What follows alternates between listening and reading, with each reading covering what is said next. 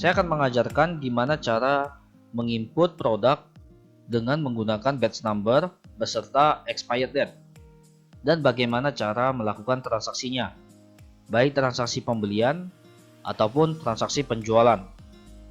Pertama, terlebih dahulu saya harus tentukan nama produknya beserta jenis pengontrolannya, yaitu batch number dan expired date.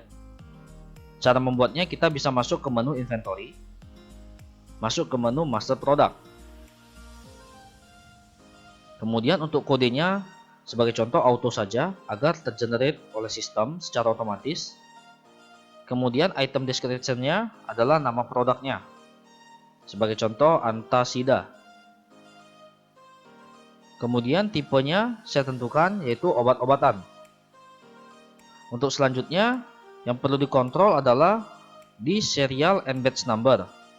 Manage item by ini harus saya ganti dengan batch number and expired date.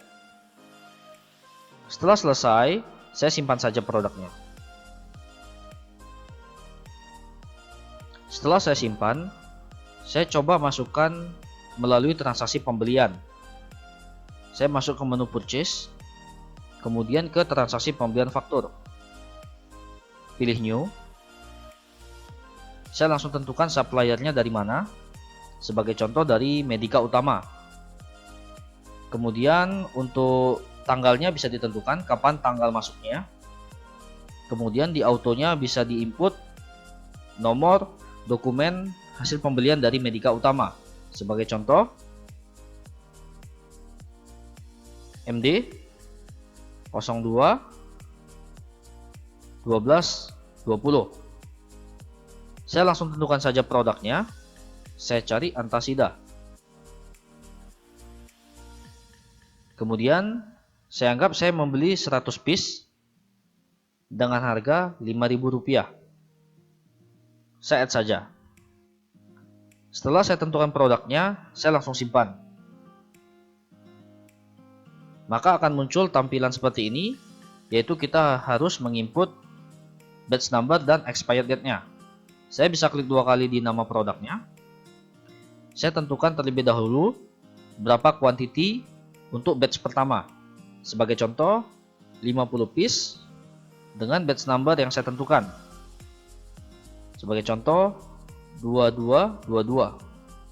Kemudian expired date-nya saya tentukan, misal expired date-nya di tanggal 1 Januari. Setelah saya tentukan, saya langsung add saja. Untuk sisa quantity selanjutnya, sebagai contoh 30 piece dengan batch number 3333. Dan di sini saya tentukan expired date-nya sebagai contoh di Februari tanggal 1 2021. Dan di sini untuk sisa selanjutnya sebanyak 20 piece, sistem saya bisa mengenerate batch number secara otomatis. Saya bisa klik saja. Sistem akan membentuk batch otomatis dari sistem. Kemudian saya bisa tentukan expired date-nya kembali. Sebagai contoh expired date-nya di tanggal 1 Maret. Saya kembali. Setelah selesai, saya refresh saja.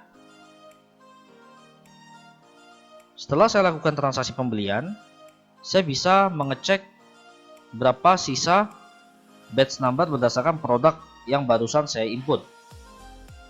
Saya bisa masuk ke menu inventory. Di sini ada lihat list batch number and a day. Maka di sini akan muncul daftar-daftar produk yang sudah saya input berdasarkan batch number dan expired date. Sebagai contoh, Antasida yang saya input tadi dengan batch 222 ada 50 piece, 3333 ada 30 piece, dan batch number yang auto dari sistem sebanyak 20 piece. Kemudian gimana cara melakukan transaksi penjualan untuk produk, batch number, dan expired date? Saya bisa masuk ke menu sales.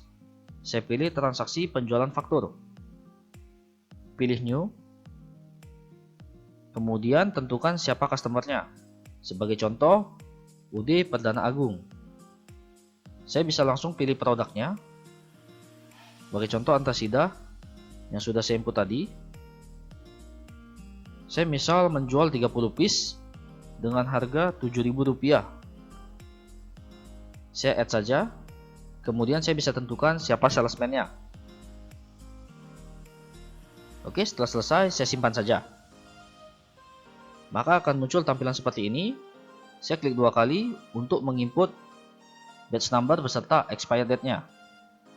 Di sini sistem bisa menentukan secara manual ataupun secara otomatis berdasarkan tanggal expired date yang paling awal.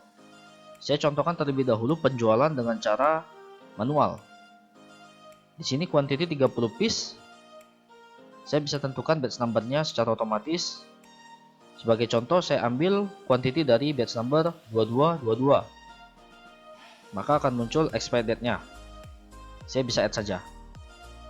Artinya ini secara manual saya ambil batch number beserta expired date-nya.